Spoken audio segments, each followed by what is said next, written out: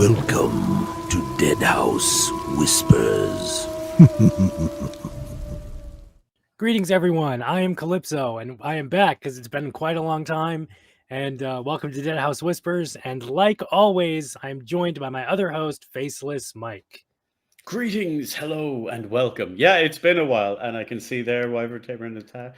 Hello, Wyvern. Well, hello. it's been, hasn't it? Yes, it has. It has been, a while. It's been a while.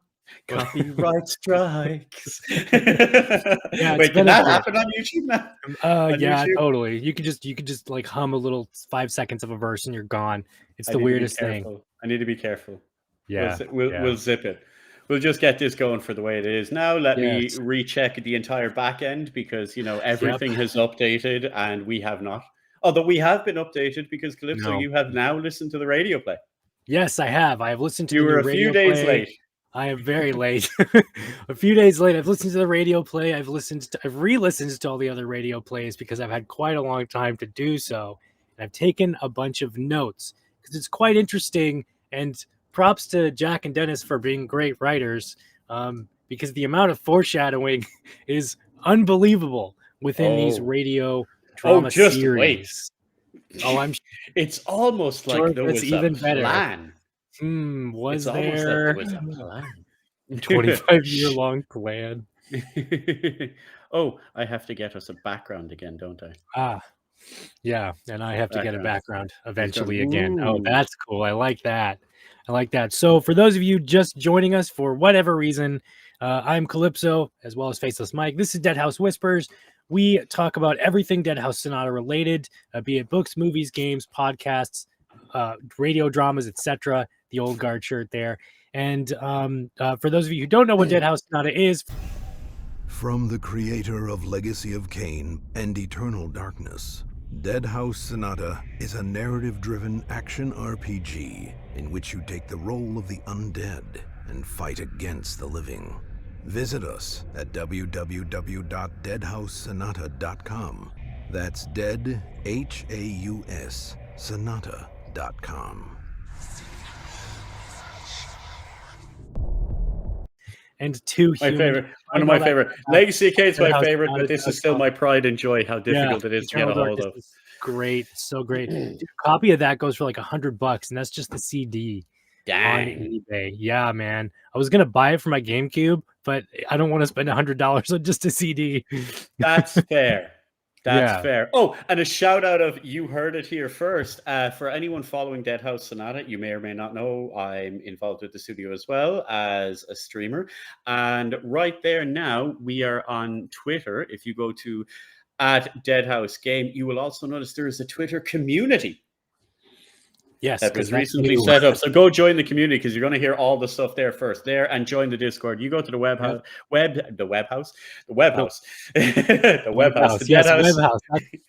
Go to deadhaussonata.com. Join the Discord where you can annoy me endlessly with lots of lore questions. It's really fun. There's been a lot of discussion. I don't know if you've seen today, Calypso, about the previous radio play and the anticipation of the upcoming one. Oh, I'm very excited for the upcoming one. And speaking of radio plays, I'll give my life updates later. But as far as the radio plays go, the new one, The Damned. What's the new one called? It's The Damned, right? It's that damned Inquisitor. Yes, that damned Inquisitor. Alaric, I actually have The Damned. So it's called Getting Your Comeuppance with Alaric von Beller. yes. So spoilers for everything we are about to talk about. If you have not yet listened to the radio plays, please do so. You can find them on Spotify or on YouTube. Just search Deadhaus Sonata. Apples as well. And on Apple now, finally. And they it took a while. Apparently, Apple are a bit finicky to get your podcast up on, but it's all sorted now and everything is updated. So literally anywhere you find podcasts, you'll be able to find it. If you haven't listened to any of them before, if you haven't listened to them before or you've missed the episode of the new season, we will not be shy if you click off now and go listen to it because big spoilers ahead. That being said, we're going to get into it. Yes. So previously on Deadhaus Sonata, the Chronicles of the Grand Inquisitor of Alaric, a bunch of stuff happens. there's a crazy crimson cult that rises up and decides to destroy Thacia, the human empire, from within. And then at the very end, Alaric gets stabbed and he has to ingest vampire blood into his veins in order to survive, because what do you do when you're about to die? Your whole fight or flight activates and you want to fight and you want to live. So to live, Alaric has to become undead. And he does. There it is, ringed by salt, waiting. If I were to let my own blood spill into the vat, it would be transmuted, no longer human. But what if I were to carry out a transfusion of this vampiric blood into my own body? Would it kill me? I'm dead already. One last experiment. I have enough strength for that. I will gather the materials. And then Of the Damned kicks off promptly afterwards, immediately afterwards, when the city is still burning. Alaric is now a newfound vampire, and he's coming to grips with what it is to be a vampire, how vampirism actually works, which is great in this. And we see the like, I guess, internal workings of vampirism, and just we're coming to grips with how it works as an audience, as well as Alaric is, which is a really great narrative take on vampirism and how it works and everything else. They kill the Emperor or not, if we're messing with Mike again. Do they kill the Emperor? Look, this happened because they got me good. So we were discussing in the Discord one evening in regards to Deadhaus, and we were going over absolutely everything that we talked about. And then I was saying, sure, when the Emperor died, and someone who will remain nameless going, wait, the Emperor died? I'm like, was that public yet? They were messing with me and trolled me rightly for about 5 minutes, convincing me that I'd accidentally spilled a bean. But no, in the end of the last one, yes, he did die. Yes. I'm just trying to see, can I get a picture? The Emperor is dead. I can't The Damned enough because it's such a good episode. And vampirism works really... I don't think I've ever seen vampirism work the way that it does in Deadhaus Sonata before. Scientific explanations of how vampirism works in other movies and crap like that, but I've never seen it done this way. And how it works is when Alaric is now a newly born vampire, he starts to, because he's also a scholar and a scientist, he's like, let me experiment on myself. So we learned that vampire blood is the actual controller of the inner workings of a vampire. Alaric feels Alaric pulling towards his hands of where to move and what to look.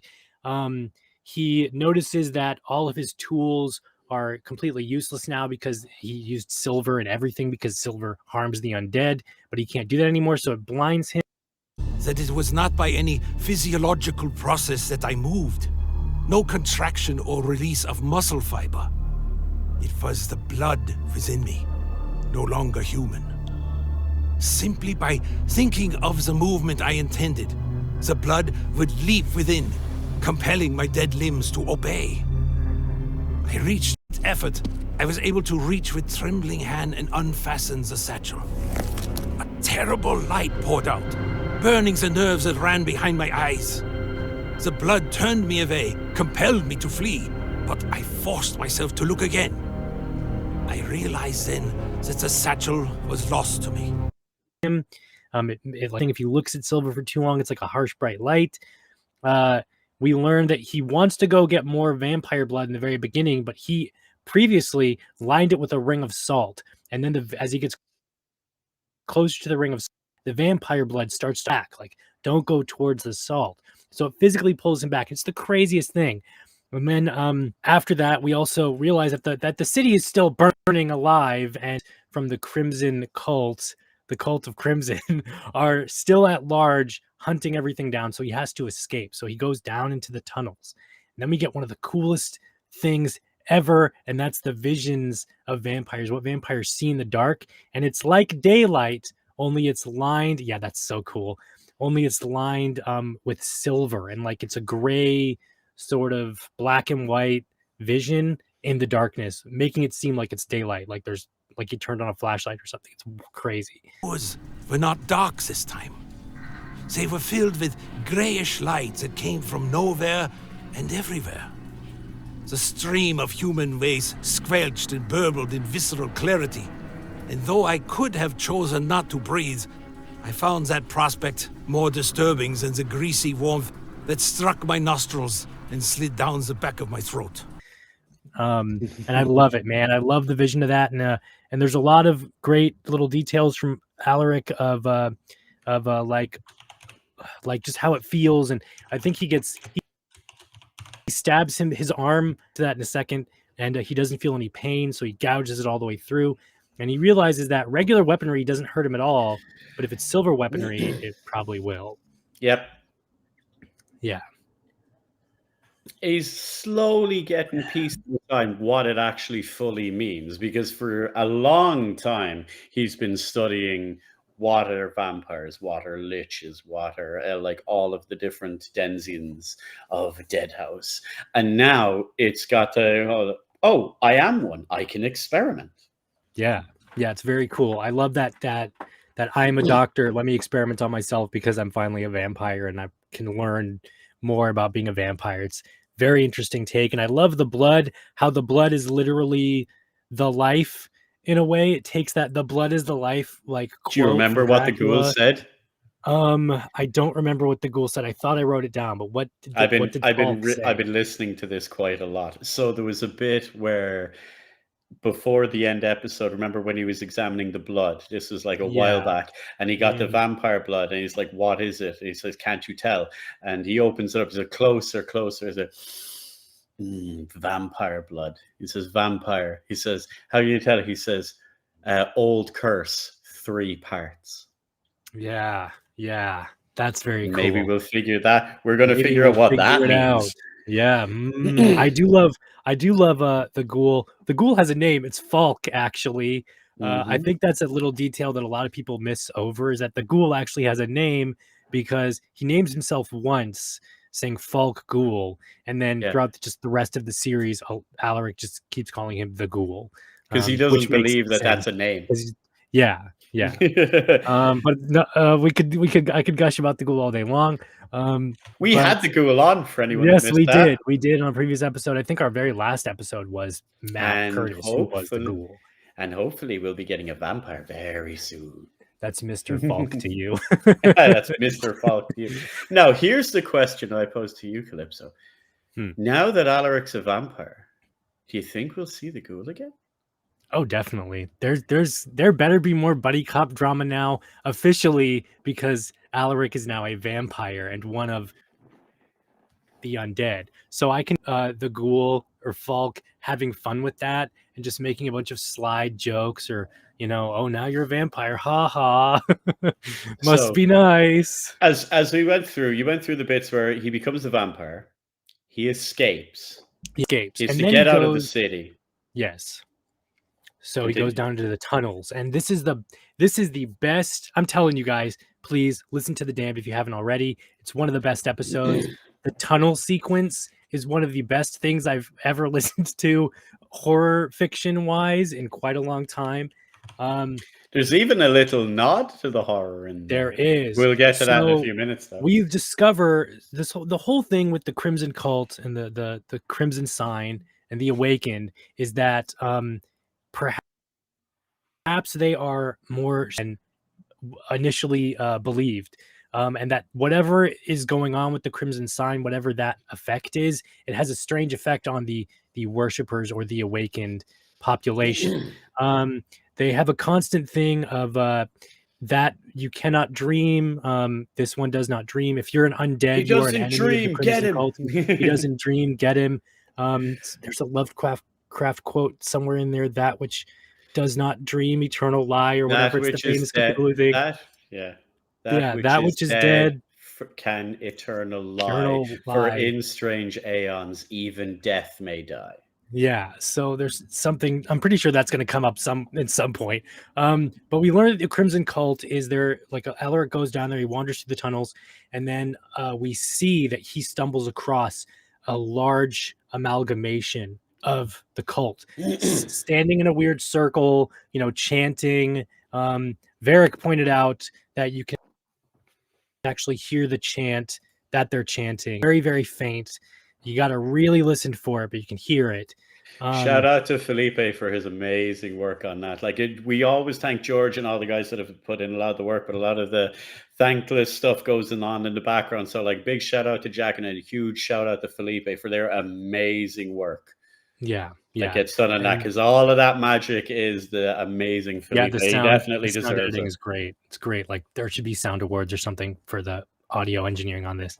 And we see them chanting and everything, and then they one of them catches Alaric, and is like, "Oh, he does not dream. Get him!" And then they start chasing him, and they go after him. A woman of 60 years or something described. A fleshy woman of about 60 years. The one closest to me, a fleshy woman of perhaps 60 years. Attaches on to Alaric and grabs him. And then he tries to swat her away. And in doing so, with his newfound vampire strength and overdoing it, swaps off her head. That's multiple mouths on the head, and tendrils and little legs sprout out, and she starts to crawl towards him and bites his leg or arm or something. One of those, right? It's his arm. He takes a swipe at her. She bites his arm after she comes at him and takes a swipe. He smashes her head-ish. Yeah. It kind of gets smashed. And then he discovers that there's stuff coming out of her head, because her head's not really gone. It's just caved in and all like that. But most of her head is still stuck to his hand. Yeah. And it starts biting him, and it bites off his hand or his arm. It falls away, and it's creepy. And we learn that the awakened are these creepy, Lovecraftian blob monster, the Thing, fleshy tendrils, nightmare fuel. If you guys have ever seen The Void, it's the ending of The Void. It's a little nod great to film. It's a little nod to the Thing. There is there's just some weird gave me Eternal Darkness vibes as well, with the what the Awakened look like. I know, it's almost like there's a plan. And no, it's great. It's so great. But no, the Awakened are wild, man. I'm trying to, if you guys have ever seen there's a bunch of movies Geiger stuff, very H.R. Geiger stuff for the Awakened, and they're wild, dude. So Alaric runs, and he somehow escapes, and he crawls up the stairs, and then he comes across a barrier that he can't seem to pass, and it is a lich blocking his way, chanting, stopping Alaric to get out of the exit, and then he's like, "Oh, please let me pass, please, please, please." And the trick here is it the same lich from earlier in season 1 and later on in season 2, or is it a different lich? I personally think it's the exact same lich, because it has a connection with Alaric, and yeah, it's great. The lich is like, "Oh yeah, you can pass, whatever." It's okay, buddy. And then he gets outside. And then as he gets outside, and the whole point is, I forgot to mention, the whole point is Alaric is constantly following a smell. He is kind of like Witcher 3 sense, following a smell of sweetness. It's the sweetest thing he's ever smelled. It smells like the best delicious pie he's ever eaten as a child, all that stuff. It's literally nostalgia and happiness in scent form, and he's constantly following this, and that's what's driving him along. It's because he wants to get out of the city to save his own undead life. He lost an arm now. He's being chased by a cult. He's constantly being drawn towards the best smell ever. And as he steps outside, he glares up at the stars. And once again, because he is now a vampire, it's like daylight. It's like a regular daylight day, but it's nighttime. The night sky looks like something out of Blade Runner. Well, it kind of hints at that a little whenever he's in the tunnels, because he's like, he goes to light a torch instinctively, and then it was too bright, he put it out, and he noticed, wait, I don't need this. He can see perfectly fine down there. Crimson Cult is some crazy body horror look. Yes. Yeah, definitely. It's great. More so. Awesome. And he's following the scent, and he's looking at the beautiful night sky, which he's never really seen. I do love that's a constant cliche, or I guess trope of vampirism now, is that your vampire eyes make you see things that you did not see before, how they were. I think one of my favorite details. There's a quote from Terry Pratchett. I think it's the Hogfather, but it might be in The Color of Magic. It's what it was like. I'm a wizard. That. I'm a wizard. I can see things that are really there, you know. Yeah. It's great. Alaric constantly gets caught on human sensibilities. Yes, there's a funny line. One does not easily forgo. What was it? 60 years of like breathing or something. Like I think he discovers that he doesn't have to breathe anymore, but it's a habit that he still does breathe. I think he catches himself at one point that he's not breathing. He's like, "Oh fuck, I got to remember to breathe now," because that's I think he does it out of comfort for himself. Yeah, definitely.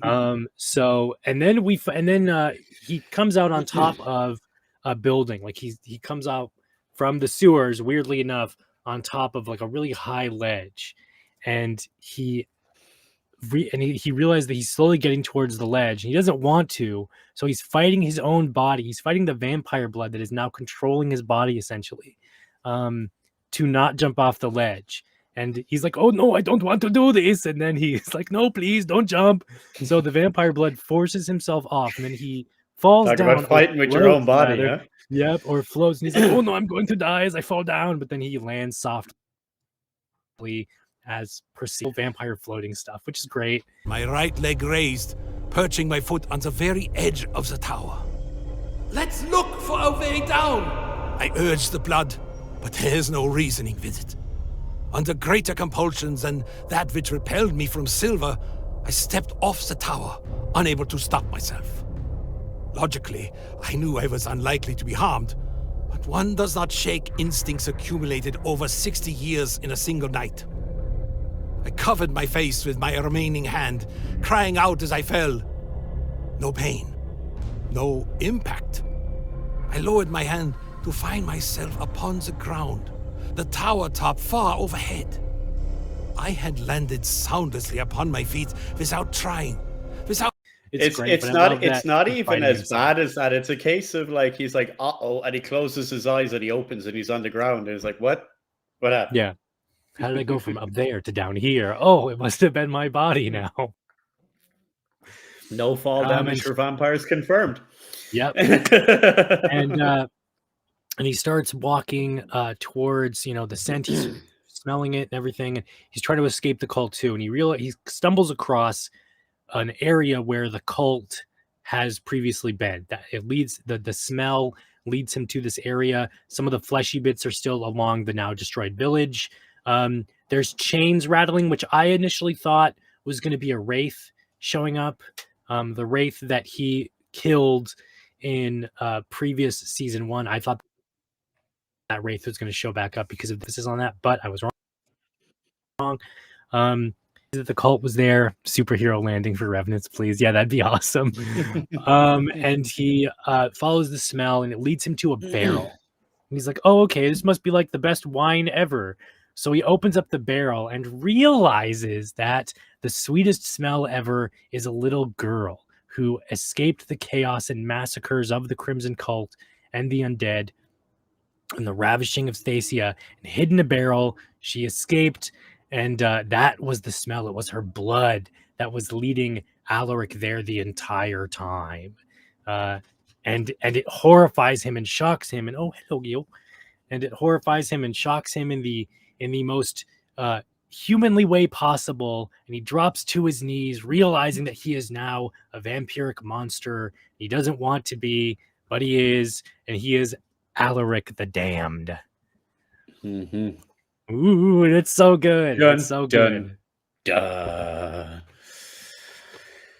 It's great. Was it Wraith, when falling, should just pass through the world's surface and then float back up to the surface when they jump from a high distance. Oh, like a bouncy, what do you call it? Through the floor for a second. Yeah. I could see it like that. You could see it'd be weird and floaty. So there's parts to that as well. Like he totally ate the kid. He totally ate the kid. He totally ate the kid. Because he dropped to his knees and prayed. He says, "For the first time in my life or death, I prayed." Like, talk about an impactful. Like, that's how he ended. But he totally ate the kid. I know he totally ate the kid. I mean, it's expected that he eats the kid. I have a feeling he's gonna black out, wake up some further than where he is, and he's gonna have eaten the kid, but he's gonna traumatize it from his mind and like black it out from his mind that he did it, and then later on it's going to be revealed that he ate the kid when he's struggling to not drink the blood because the blood is the life. Because like when you take a look at the start of this, one of the things that people like miss over, because like a lot of people glance over this because like we're so excited whenever you first started because it had been so long since we got a radio play. He had the visions of the Red Lady. I missed that. She was controlling. Someone was controlling things from behind the scenes, and so was, as you pointed out, the Lich. Yeah, I definitely think the Lich is going to be a big player here. Because like we get a vision. We get a vision of it. You get a look. That's 3 times he showed up, or it, or she, or he, or that's 3 times the Lich has showed up. And don't forget what the ghoul said. Do you remember what Falk said? We are two like you. Yeah. Which means that Alaric wasn't alone. It's so great, man. And the Red Lady was pretty. Yeah. Totally not going to be used for bait. Yeah. I'm dreading what'll happen to that later on down the line, but we'll pretend that's not going to happen. My other prediction is that Alaric won't eat the little girl and that he'll adopted daughter her Witcher 3 style or Witcher style. That'd be cool. Carry her around like Lone Wolf and Cub, carry her around or whatever, as the human companion. And that's what if he trains her to be a vampire slayer? Yeah, now, like he could still help Thacia even though he is a vampire. Yeah, and like that's another thing that I would like to happen. I know it probably won't, but that'd be cool if he adopted daughter her, at least for a little while before, it's because it's Deadhaus Sonata tragedy happens, she dies somehow or something. That would suck, but like that'd be cool if he tried to carry her around as like I'm not gonna, even though I really want to eat you, as like a like a nicotine sticker for that smoking habit, Except the next time we see Alaric and the kid, she is already an old lady. That'd be a cool twist too. That'd be 50 years have passed. Now the little girl I rescued from the barrel is now an adult, and I'm going to eat her now because she's old and dying from. What if Alaric turned to her and said, then you would have a Claudia incident from like Interview with the Vampire. And I think it's like typical vampire rule that you don't turn kids, you just kill them. Maybe but you're not meant to turn old people either. And look at it. That too. Yeah, that too. I'm 60 years old and I'm now a vampire. Holy shit. It'll be wild because I don't think anyone would expect an old vampire. Yeah, right. I didn't expect it at all. Great disguise. There's loads of foreshadowing. There is loads of foreshadowing, people. Come on, we were dice rolling for years on whenever the first Chronicle came out. It's like, okay, he's joining Deadhaus somehow, right? Yeah, that's the only reason we could possibly be hearing about this, because there's something to do with Alaric joining Deadhaus. Okay, dice roll. Come on, give me a vampire. Give me a vampire. Come on, Revenant. Come on, come on, Lich. 18. I've also noticed in my re-listen that it starts off in 218, and of the Damned or the Damned takes place in 222. So 18, 19, 20, 21. So like 5 years have passed since Alaric has kicked off this I'm fighting the undead for the human empire. To be fair, we do a lot of jumping around. We do a lot of jumping around because like it's not like he built an army of whites, even with all the Inquisitors, in a week. Like, it's not like, no, that, been that like took months time. or years or something. Yeah. So I took a couple notes on like some of the foreshadowing that I managed to get before we started this episode. And Of Vampires is a giant, like, bing, bing, here's the green light. The first episode is vampires. I wonder what's going to happen next. And I noticed that Alaric is a giant bumbling buffoon because he loses his satchel and tools in the first encounter with the vampire. He's And lost them forever now. forever he loses it. And in every subsequent episode, something happens with his tools or his satchel. He always loses them. He always forgets them. He always just somehow bumbles and messes up. That he is just a klutz. The Revenant, except for the Revenant one where he was smart and ran. Yeah, where he was smart, and the Wraith one, he has an alchemy bomb.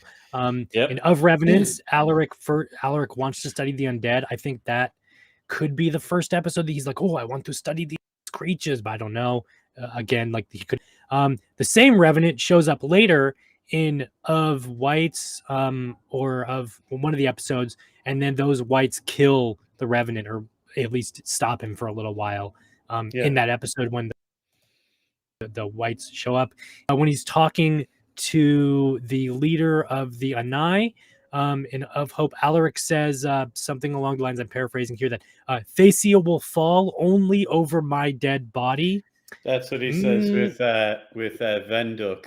So what we have is he says, we do this or Thacia will fall, and Venduk replies with one of my favorite quotes, the fate of all empires is to fall. But they never see its face. I have no time for riddles, Venduk. The fate of the Empire depends on my work. The fate of all empires is to fall. Not Thacia. Not while I draw breath. Yeah, and it's like, not Thacia, not while I still draw breath. Yeah, there. Funny you mentioned that, Alaric. Yeah, right, exactly. When the Lich, in Of Liches, when he's encounters the Lich, now this could just be me reaching here because Liches are creepy undead monsters, and when they possess you, I'm sure you lose all sense of self. But as Alaric is wandering through the woods and he comes across only like people who come in contact with the dead or something like that can witness or see or something, I guess. Lost souls. Normally anyone wandering through a forest, like this is the real life one. We haven't heard much about way it works in Deadhaus, but I would imagine they're kind of like a weird version of lost souls or fairies, and people that see them are attracted by them because it's a bright light in the forest, and they follow it, and it leads them to their death. Or leads them to get lost. He says in Of Liches, again, I'm paraphrasing him, something like, I felt my skin deaden and grow cold. Now that could just be because the Lich was possessing him or something, or just another very faint foreshadowing moment. Of course, when he discovers the vampire blood and starts testing it, the blood constantly crawls towards him and tries to push towards him and everything. Again, another foreshadowing moment. Like there's a lot. There's even I more put the Lich one down as when his skin went cold and all like that. I think that was like legit the fear of death. That was death touching him. Like, and the other foreshadowing, which is not foreshadowing because it happens like right before it, was whenever he gets stabbed.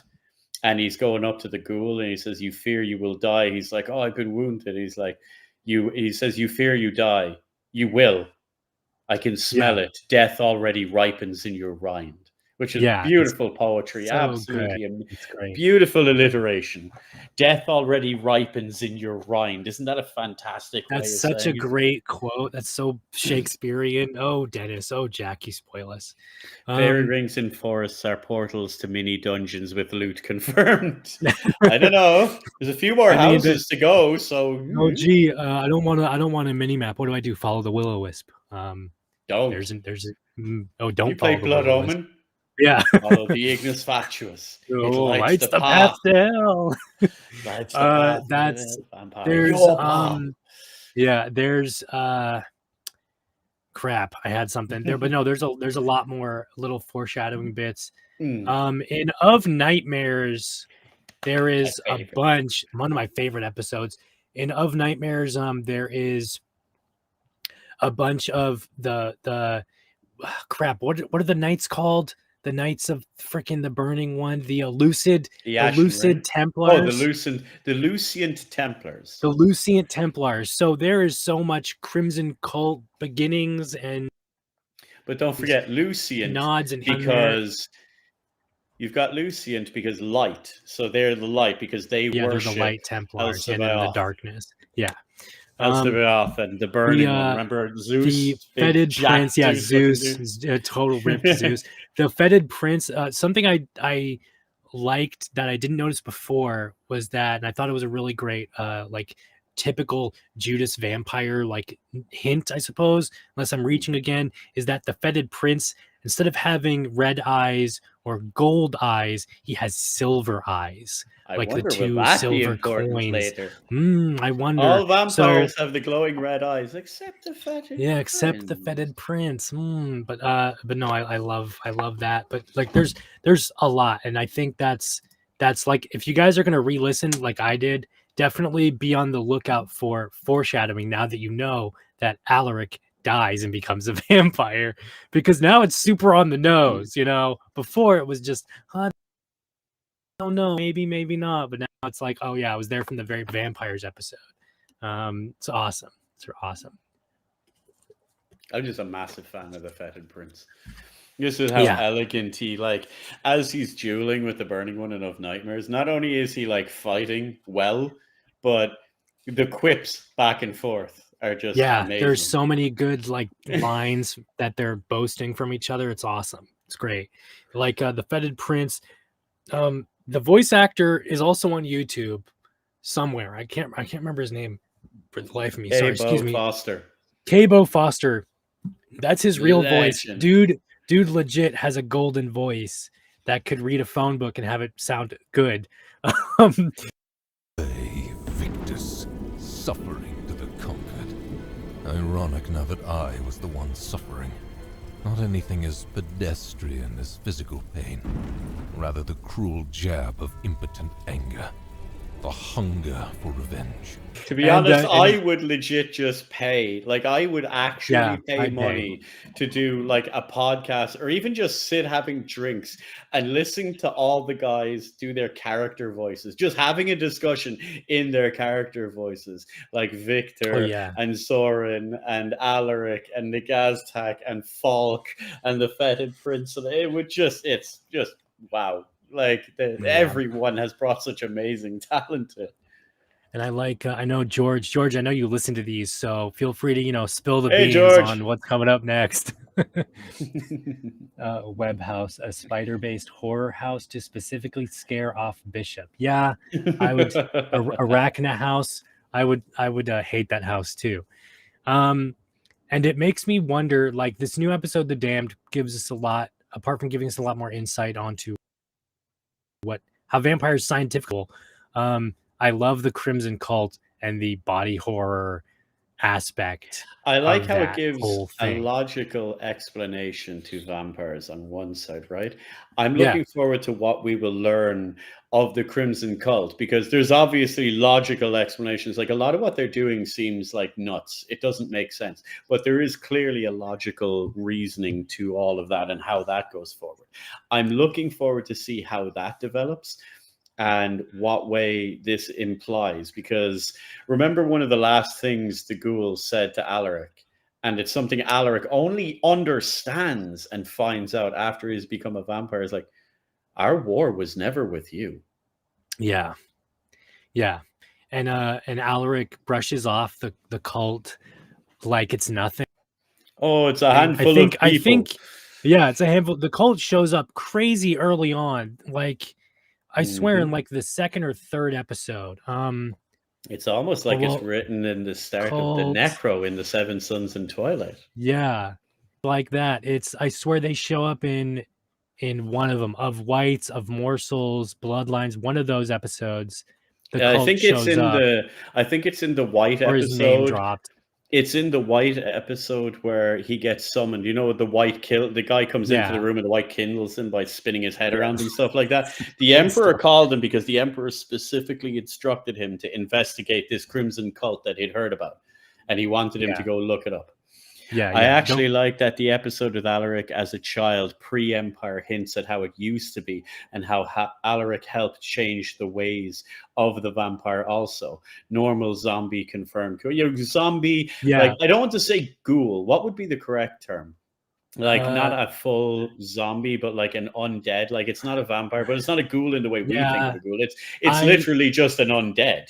Well, I was under the impression that Alaric's dad turns and becomes a vampire, but like a mindless one. Or because his father was found drowned by a river or something, right? Mm-hmm. That he's a monster. Yeah, there could be like Witcher crap in here, but like something like that. Oh, like, I'm the one for that. Oh, I know. So that's what I was thinking. But that's what I was initially thinking. Strigoi. Yeah, something like that. But see, problem with Strigoi is that mundane undead, like as in just like zombie, like not using the word zombie, but basically someone who has died and their corpse has been reanimated. They don't fall into one of the special 7, but they're still a dead. Undead. See, Strigoi from the strain. See, Strigoi and the strain are just vampires, and it's like another. No, but isn't there 2 types? Vampire. There's ones in the strain where there's ones that are like turned that have the little worm thingy, and then ones that don't, or something. Yeah, no. That's a strain. It's all like a parasitic worm or something that turns you into a vampire, and it's Guillermo del Toro vampires, but Strigoi, which I think in like old Russian or Czech or something, it translates to roughly like ghoul or demon or whatever, but they repurposed that for Strigoi to mean vampire in the strain. In a lot of Eastern European and Slavic cultures, Strigoi is a type of demon, monster, undead. Not quite a vampire, but not quite a zombie. No, Romanian Strigoi is undead. Okay, Romanian mythology are troubled spirits risen from the grave. So the only difference is they drink they're vampires essentially. They're attributed with abilities to transform into an animal, become invisible, and to gain vitality from blood of their victims. Okay, so Strigoi are just Romanian vampires. No, undead. Undead. Undead. Yeah. Well, thank you, Lilith. Great name, by the way. I highly recommended the first episode of The Strain. The show sadly slowly goes downhill from there. Slowly, but it does become worse in later seasons. I recommend the first. Don't start about this. Calypso's the first 3 seasons. I'm going to go on a tangent of The Strain for a second. The first season, baller, banger, great season, perfect from start to finish. Second season, it's okay. Third season, it's okay. Fourth season, just don't watch it. At a boring, pedantic, repetitive, annoying, slow, terrible, god awful thing I've like on TV out of a show ever. Do not watch The Strain season 4, 1 through 3. Cool. Then just read what the ending is on Wikipedia or something, and that's all you need. You don't need to watch the show. They should have killed the kid. Haven't be done with. Gah. All right, I'm done. The first season of The Strain is perfect television from start to finish, hands down. I remember Calypso's description to me when I told him I was watching it, and he said, it's really good. I'm like, I feel bad for the kid. It's like, no, you're going to hate him soon. You're going to hate him later. You're going to hate that kid. Like, dude. Episode 1, holy moly, like 9.5 out of 10. Last season, maybe a 5 out of 10. No, not even a 5. I'll give it a 2. So boring. God, it was so boring. I haven't watched it. Boring. It was like I stopped watching at the end of like season 3 or 4. You know when Walking Dead started to get bad? That was season 4. Like, but worse. But regardless of that, I think back to Malora. I wonder. See now because Alaric, I love that he was experimenting on himself and like stabbing himself in the arm. To understand, to find a pain threshold and to see how it works and everything. We get a really cool description of when the knife is physically in his arm, he feels the blood coursing around the knife like it's not even there. It diverts around. What does he say? It diverts around the blade. It's something. It's wild. So that not a drop is spilled. Yeah, and then when his arm gets chewed off by the thing lady, the head monster, that it really quickly closes up like there was never a hand there in the first place, like just a mangled stump. So now Alaric is missing a hand or an arm, forearm, hand. I think it's we brought hand. that up. Ted brought that up earlier. It's like you'd expect instant regeneration. That's what I thought too. What if vampires don't have instant regeneration, that they actually have to force it? So he has to think, like, look at his arm and go, like, heal. He has to will the blood to heal it. Because like, maybe these things aren't automatic. My other thought was he's going to get a really cool silver gauntlet hand, some limb there that's controlling it magically or something. I don't know. Or it's going to be a really cool blood hand because there's no flesh on it. He just forms it. It's like a really cool blood hand that he kind of Helsing his ways with the arm and it turns into other weaponry and like swords and stuff. That'd be cool, but that's a stretch, especially for a newly born Alaric vampire. I'm expecting you can use blood, or when you feed on blood, you can regen limbs as a vampire. Yeah, that's an interesting idea. Yeah, so maybe episode 2 of season 3 is going to start with Alaric killing the kid and regenerating his hand. Oh, here's George. Hello. Oh, George. Alaric is not a white Calypso. I mean, how cool would that be, though, George? We've got Alaric in the chat. Tell us. Like imagine this, George, without spoilers, maybe. I don't know, maybe spoilers. Alaric wakes up in episode 2, blacked out. His hand is back, and the dead girl's body. Oh no, I have my hand back, but I killed the little girl. Like, that would be pretty sweet and sad at the same time. I still want a lone wolf and cub bonding session. Pitch it to George. Yoda, we've got George here. Yoda Mandalorian. All right, everybody, spam George for questions. No, pitch it to George, Calypso. What you were saying earlier, you want your lone wolf and cub. Oh, yeah. Okay, so I want my lone wolf and cub.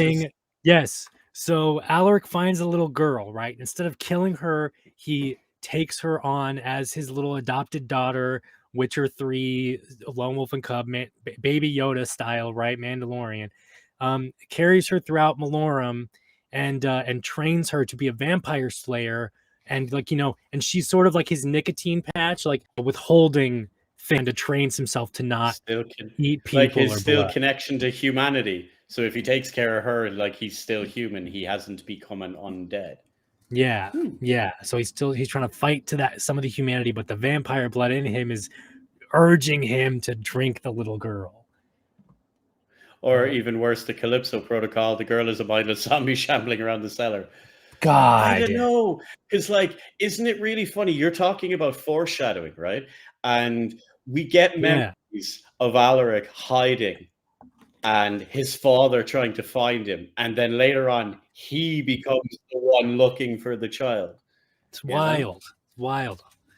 I didn't even think of that one. Yeah, that's great. It starts off with him as a little kid, and now it's a reverse situation. So what happened when Alaric was a kid and that zombie father of his walked back in? Well, it got killed by the all right, Alaric dies in episode 2. The Face Empire came in and helped. Alaric dies, confirmed. I mean, dies, or just goes into the freaking spectral plane. What's the essential plane? That's what it is.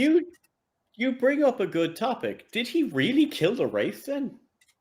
I don't think so, and that's why I thought the Wraith physical body and it needed to regen. Yeah, that's why I thought the Wraith was going to come back at the end of these chains rattling and he feels something strange. I was just sitting here, Tim. Everything in Deadhaus is connected. That meme with the guy with the red string all over Varric. Oh yeah, yeah, definitely, totally. I think I'm okay saying Alaric doesn't die in episode 2. Yeah, he died in episode 1. Yeah, he died in episode 1. Technically, in the last season. Yeah, in the last season. That's when he died. Alaric can't go away anyway because we need George. Yeah, exactly. We need George. What are we going to do without George? Unless George is like, okay, guys, I'm going to kill myself off and just direct it from here. Get a new Alaric. The Wraith just buggered off, no, my one weakness, essential oils. Yeah. Oh no. Bath and Body Works. Oh no. he got flambéed in that Wraith fire thing. But then again, that was the sound. Remember when he opened the crucible He said it was the same sound the Wraith made when it got set on fire.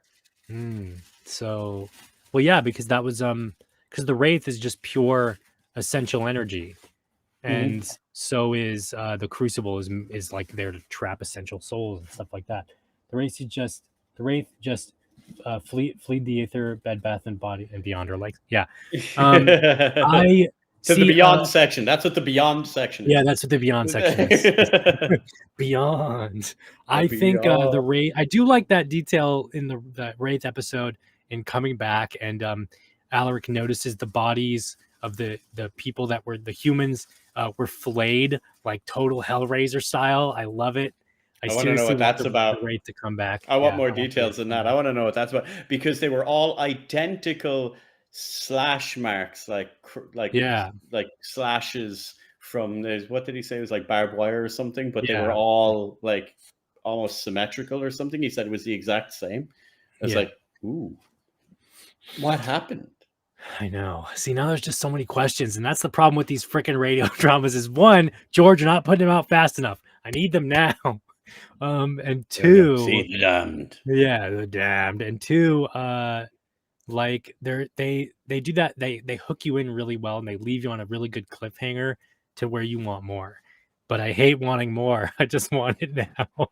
Whenever we get it to a cliffhanger, the first thing that comes into my head is like it stops, and it always stops on a beautiful point because they know how to end it amazingly. Totally, but I just get like the JoJo to be continued arrow thing coming into my head. It's like, dang it, more. I finally started watching JoJo. Please tell me you're watching from part one. From part one. Yeah. I know there's like 10 different parts or something. I know. You're watching it or reading it? Watching it? I'm watching it. I don't have the tolerance to read manga. Are you watching it on Netflix? Yes.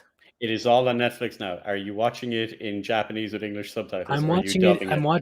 And I'm dubbing it because reading subtitles hurts my eyes. Don't tell Sundowner or any of the rest of them. They get angry. People get really angry at that. My friend finally came me in to watch it, and like, oh, you got to watch it subbed, man. And I'm like, yeah, but it hurts my eyeballs. And like, I'm fine with watching it dubbed. The problem with watching JoJo dubbed is that every voice actor on the planet who's done anime the past 10 years is in freaking JoJo, and I hate to be fair, they go through a lot of characters. Oh yeah, they go through a lot of characters. Remember when the episodes were only 10 minutes long? I miss those days. This season's going to kill me. Eep. Well, honestly, I love the longer episodes, but I do miss the 5 to 6 minute really quick. We are talking about this class today. We're going to go over its features in a dramatized radio drama style. Does Calypso want to go back to the, an introduction to Deadhaus with Alaric von Beller? Yeah, man. I think Maybe George we'll be talking about Zivites. I think George should do the gameplay trailers. Like not spoilers, for everybody out there who I may have linked this podcast to in the Hunt Showdown community, George is also the voice director and part-time actor for that as well. A black tide has risen. The water teems with darkness. A death and corruption so foul, some say it has eaten the sun. Drowned the sky. Strangled the soil. As well as like everyone from the Deadhaus Sonata cast apparently has migrated over to Hunt Showdown as well. Thank you, George. And he does the trailers narration for literally the past couple of events. Has been George Ledoux. I've been listening to them because Calypso linked about me. It's awesome. Yeah, they're rad, dude. Like, props to I've got to say, Deadhaus did it first, but Hunt Showdown is following up pretty well with its deep, Lovecraftian stuff. If someone does it well, it's good to take inspiration. It's not copying; it's inspired by, and it's how we get some of the best artwork. Because imagine if no one done that, if no one done the like inspired by stuff. Because like that's even how Lovecraft started. All of his friends, friends, they were all like sharing the universe, where they were all writing different stories and stuff like that. Mm-hmm. That's how you do it well. And sorry, Tim, spoilers. Yeah, spoilers. Sorry. Look at that! Oh yeah, a bot. We're doing well. We got a bot. We did good. Correct company to die for. You may just have to raise your rates back up and die on the job. Don't worry, George, you're doing Deadhaus until you're like 80 years old, and eventually in 30 years, when they finally decide to make Deadhaus Sonata 2 or something, and George is 90, he'll be like, okay, please stop. No, I can't imagine George would ever turn down work. Oh, but the Hunt thing, I'm afraid to get into Hunt Showdown. Dude, I would say it seems like one of those things where I will sink way too much time. Like I'm struggling to keep up with what I've got already. Like I'd say if you're playing Diablo 4 already, you don't need to get into Hunt no, Showdown. Diablo is my casual game. So like for me, Diablo is what I play when I don't want to really play anything. You just want to like tune out for a little while and like run dungeons. What I've been playing a lot lately is, again, Monster Hunter Rise and Darktide. Mm-hmm. Warhammer 40k Darktide. I love that. It's Vermintide in the 40k universe. So if you know what Vermintide is, it's literally the exact same thing, only like instead of swords, it's guns.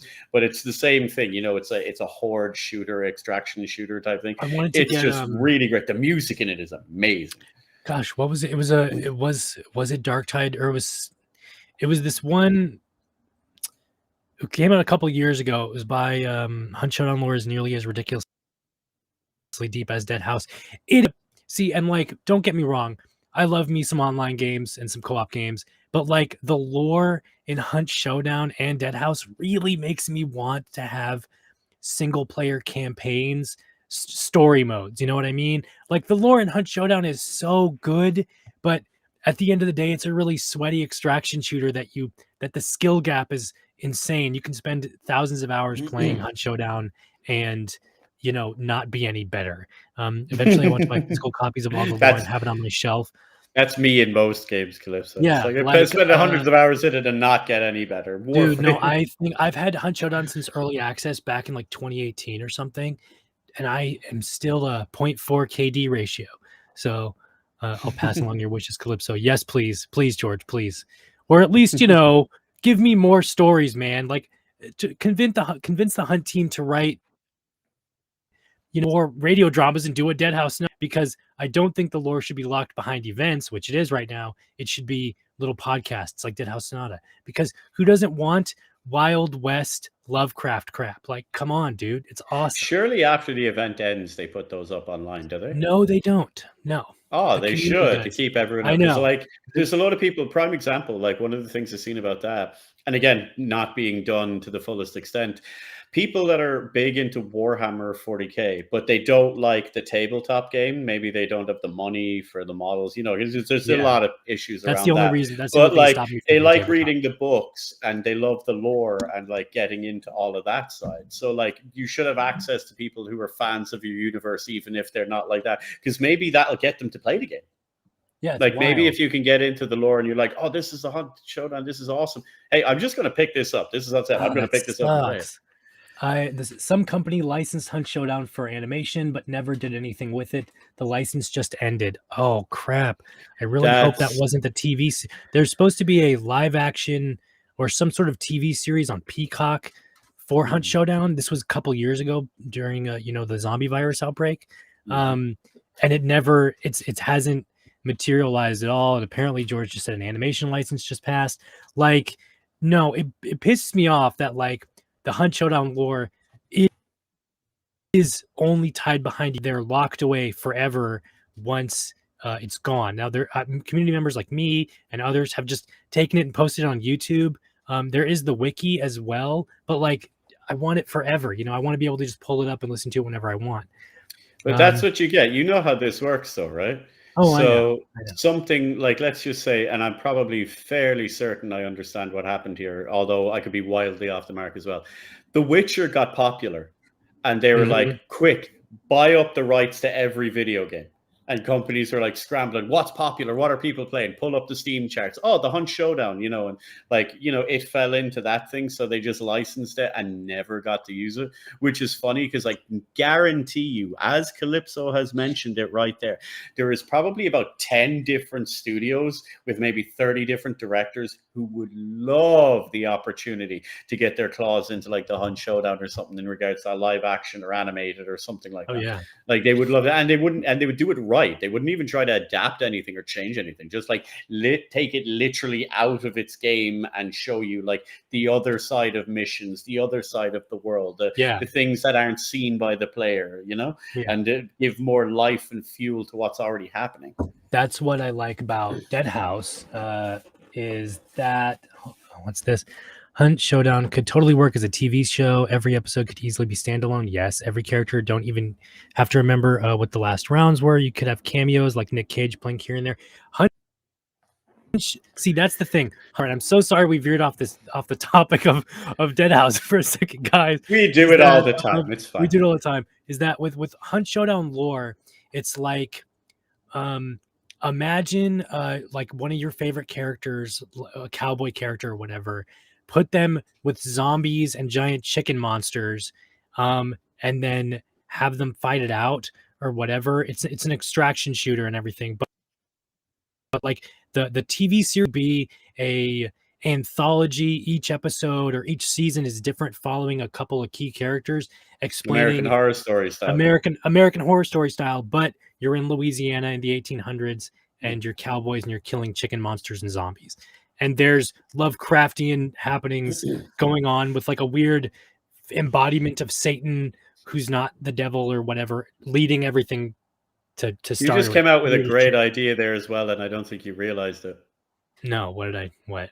Take that exact same premise and just make a Dead by Daylight TV show. Every episode is a round. You've got 5 people trying to survive against the killer. And then like the lore, like the guys can be finding out the lore about the character. You can have exposition and all like that. They're all one shots. They're all easily done, half hour each. Yeah. They all, and then it's a coin toss of who dies, who's because then it's completely unpredictable. Because you can't tell if they'll all survive, if none of them will survive, you know. I'll do one better. It's a fanfic. It's a fanfic plot. What's a topic? Yeah, guys, we don't really stay on topic on these things. We stay around it and adjacent to it. Someone, was it Tem? Tem, did you mention physical copies? Oh yeah. Okay, so Tem mentioned physical copies of all the lore. I know Dennis or someone official said in the past that they want to do physical books of the Deadhaus Bible. Wasn't there going to be a necro? The lore and everything, I think so. Yeah. But that's going to come way later down along the lines in the future, and that's only going to be audience specific demand. So I'm sure that there's going to be like a Kickstarter or something of, do you want a physical copy of, you know, the Bible, and like, because I know people who backed like me early, way a couple years ago, that was physical art book and a physical tarot deck or something. That's still coming, but not for a long time. Not for a long time. Like a few $1 million per episode. You see, that's the thing. Problem with Hollywood is, and having background in that kind of stuff, you don't need $1 million or a couple of $1 million budget to make something good. Some of the best movies and TV shows have a budget of $1,000-something. You want to know what the budget for John Wick 1 was? Like $14,000, not even $1 million. And it made $1 million. And blah, blah, what blah, I think's hilarious about Hollywood is Hollywood has this weird thing where it derides horror, and people look down on horror and they hate horror, but it's the only genre that knocks it out of the park every single time. Yes. Because like you'll get they'll make like The Nun 2 or a Friday the 13th or a Halloween, and it's like, we don't want to spend a whole lot of money on this. Spend like $3-4 million, and then it'll bring in 70. No, get this. Statistically, check this out. Statistically, every year for the past 100 years since film has been a thing, horror is the most released genre film in all of Hollywood every single year. Every single year, horror films are there. There's more horror films in a year than there are comedy films, drama films. And if you compare them to their budget versus their profit, they do way better than everything. All the time. How do you pay for John Wick budget if the budget was only $14,000? You know he done that as a favor. Oh yeah, he totally did it as a favor. It was his friend. No way. There's no way the budget was that low with him, with Keanu in it. Actually, what was the official budget of John Wick? I have to look this But up he's now. like, I know it was he's like really such a low. good guy. Like Keanu Reeves is like such a good guy. I could imagine like this like director going, "Hey, could you do me a favor? They're finally letting me direct my own movie. Would you be in it?" All right, I was wrong. So the budget for John Wick 1 was $20 to $30 million. Yeah, that's nothing for a movie. That's nothing for a film. That's chicken. Like yeah. you can't release, like, just to get something out the door, you start at 6 million. Like that's like basic like indie horror film level of stuff. The principal photography began on October 7, 2013 on a 20 to 30 million budget in and around New York City, according to Wikipedia. Yeah, that's probably right. When I visited New York a couple of years ago for my birthday, I went to all the places they filmed John Wick 1 and stuff at. The hotel, the interior of the hotel that in the John Wick series is actually the school I went to for college. Oh, really? Yeah, so they just repurposed it. The school I went to was next to a bank. They repurposed the interior of the bank to be the interior of the hotel. The actual hotel that they use, the outside part of it, is a vegan restaurant. And then the subway scenes, all the subway scenes were shot by the World Trade Center subway station. Just re-changed. That's really cool. That's really cool. Yeah. Little lore background on you there, Calypso.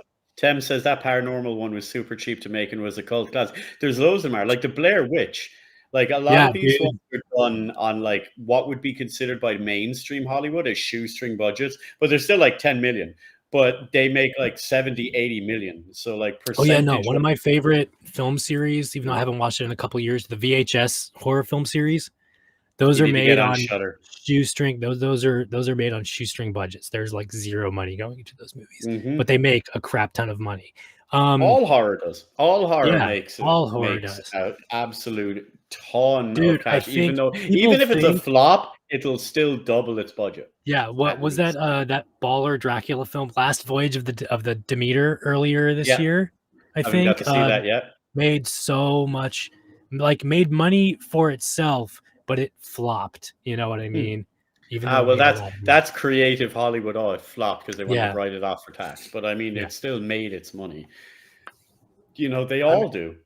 There's that new Dracula remake. Yeah, Nosferatu. It's going to be awesome. By the guy who did the Northman, the Northman, and The Witch and Lighthouse, and he's made banger after banger. So I'm pretty sure his Nosferatu is going to be good. People love a good vampire horror movie. Hell yeah, they do. Hell yeah. I want a live action Deadhaus series. And it doesn't need to be long as hell. I'm literally talking 3-minute shorts of like art house bullshit, no dialogue. George, are you willing to sit in makeup for 5 hours, George, to be Alaric? Yeah, no, you don't even need to sit him in makeup. Just give him some red contacts that don't mess with your eyeballs, George, and you're good to go. You're already pasty and old. So. Oof, shots fired, but true. The modern audience don't, but the modern audiences don't watch movies. They just complain on Twitter. Agreed. And TikTok. It's only getting worse. I'm too old for TikTok. I've stayed away from that. I'll never go. I downloaded it just because all my friends got me to download it, and then I deleted it like a day after. I just couldn't do it. It seems like it's an ADD machine. It's just flick. Like people, the videos are like 30 seconds, and people don't even watch the full videos. It's Vine and all the shorts and stuff. It's the modern incarnation. Yeah. I'm one of those long form YouTube content people. I like watching like 20-minute or longer YouTube videos, especially if you get like guys that like sit and discuss and stuff and all like that, like discussing lore and all like that. I watch for an hour. But then again, isn't it funny? The sweet spot for stuff like that is half an hour, and that's about the length of time that TV used to be. So we're still kind of in there. 3+ hour podcasts. I have no idea how people do that. We easily take over an hour. We just did it now. But when we started this, we did half an hour or 45 minutes tops, and then I think we went to an hour just because 30 minutes felt too quick to talk. And then we just talked a lot. And then we just talked about it. And like I think that's but see, that's the great thing about like podcasts or just subjects in general, is that you build a community, you have a community thing, and you like whatever you're talking about. So if you've been listening to the radio plays, that's been the Of Damned. Bye, everyone. No, no. But yeah, Deadhaus Sonata definitely trying to get us back on topic. I think needs to. Well, I mean, it doesn't need to do anything. It's already doing what it does well. Look at it this way: when this episode started, we talked about Alaric, and now we just talked about John Wick 1's budget. So yes, we go through everything, and I try to get us back on track just a little bit. But what are all your guys' predictions for episode 2? Me and Mike have already talked about what ours are going to be extensively. George has kind of given us a couple of hints of what's going to happen without spoiling anything. But what are all of your guys' topics? If you guys are watching this on YouTube, don't worry. I've already edited all this crap and thrown in all the voice clips and audio drama stuff of what we're talking about. I've probably cut out some of the fat of us talking about stuff. And yes, leave it in. If you're watching this live, if you're watching this, what are your predictions down below in the comments? What's the one? Yeah, let us know down in the comments. Get that engagement going. We only want that for the algorithm. Don't forget to like, share, and subscribe, and yada yada other social media stuff. If we get a talking vampire in, I'm gonna have him just spew all the end crap. I'm working on getting the talking vampire. We had the Revenant King. I'm working on the vampire. The vampire should be very soon. It's just trying to make sure that he's awake at night, on the right nights, and not getting a vampire up during the daytime can be difficult. Quite difficult. I have to catch the YouTube version. I've missed most of this. That's no problem, George. We can annoy you all day on YouTube. Yep. But don't worry, George. Rails on this track, Calypso. There's just deep lore. Don't worry. I'll have this episode to Mike to throw up and everything later today because it's early where I am. So, by early, I mean it's like 2 p.m. now. Yeah, Calypso went to Sin City now. So yes, bye are the days of Florida, man. Sorry, we've been away for quite a while, guys. I was moving and traveling and resituating my entire life. So now we are back and better than ever. Hopefully, it's literally 2300 here. Go to bed, Tim. Jeez. Calypso, you need to go down to that big ball that they've got going on down there in Vegas and see if we get Deadhaus on it. I'm blind. I'm officially blind. Everyone knows this about me. I can't see 5 feet in front of my face. But when we were on the airplane coming back into Vegas from vacation, I could see the sphere all the way up from 1,000 feet in the air. And I can't see shit, but I could see the damn sphere when I could see it change color, glowing. It's bigger than you would think it is, especially if you can. Yes, I abandoned Florida. I am no longer Florida man. I have thoughts on the Calypso protocol DLC for another discussion. I have all the footage. I'm working on a review for it now. I really liked the Callisto protocol, but fortunately it doesn't seem like we're getting a sequel or another version of it, but that's another thing. But yeah, so I can see the sphere from 20,000 feet. Yeah, from 20,000 feet. It's insane. Take care, George. Thanks for dropping in. Thank you, George, for stopping by. Yes, thank you, George. Yeah, so that's where I've been, guys. Sorry, I've moved, and now I'm here. Now, here's the question: is it hotter there? No, right now it's cold. Actually, it is winter here, and winter it becomes 58 degrees or 60 degrees Fahrenheit. I don't know what that is in Celsius for you guys. 39 degrees? I don't know. And then at nighttime, it drops down to like 40. So it gets really chilly. That's still too hot. Not Florida at all. Florida is still like 60 or 70. It's so comfortable, I guess, in Florida, but there's all the humidity in Florida that I just hate. We had 3 centimeters of snow today where I live. That's cool. There's no snow here. You not ain't in got Vegas. A snowball's chance in Vegas, son. Nope. I think it snowed once, like 100 years ago in Vegas, and that was 5 seconds. Oh, it snowed 3 times last year in Vegas for 5 seconds. I remember there was some weird storm there a few years ago, and it snowed in Texas, and there were people literally selling like Texas snowballs and ice coolers on eBay. Yeah. Yeah, there it reported it snowed in Louisiana in like 1850. I only know that because everyone on Hunt Showdown's been talking about a snow map, and they're like, well, we can use this as like a historical reference. So maybe, I don't know. The gators must have freaked out. Dude, totally. The gators and the snakes go, what the hell happened? Why is the ground cold? Why can't I move above the water? Oh no, the water's frozen over. So we're probably going to be wrapping it up at that, guys. And the good side is we'll be seeing about sorting a vampire to join us soon. So and also that means, and I can say it, not that I couldn't ever say it, because I think most people could infer such a thing, but Dennis did confirm it, so I can actually talk about it, about a certain upcoming other episode of the radio play. Not that anyone doubted there was, but he said when. He's saying, yeah, the new Chronicle. He even mentions the name of it. I'm not going to mention it here. You'll need to join the Deadhaus Discord for that one. Yep. But there's a little hint at what it's about. And it'll be coming very soon. And I'm pretty sure you can probably guess by the date of the last one when the next one's probably going to be. All right, everyone, you'll be able to check on our social channels anyway, because we will be spouting everything. So for anyone else going through the good old shilling as we do, don't forget to check out deadhaussonata.com. And you can also check them out on the Twitter or X or whatever. I never know what way to say that anymore. Do we call it Twitter still, or do we call it X? X? Forever Twitter. It's forever Twitter. Do we call it the social media the social media platform formerly known as Twitter? I identify as X or Twitter. God. Deadhaus Game. Yes, you can follow us on Twitter, X. You can follow us absolutely everywhere. We've got Twitch. Deadhaus Whispers Twitch, Deadhaus Whispers on Twitter, at Deadhaus Whispers on YouTube. We are everywhere. He has an Instagram that I promise I'll keep updated now. At Deadhaus Whispers on Instagram. I've also started updating my Instagram again as well after like 3 years.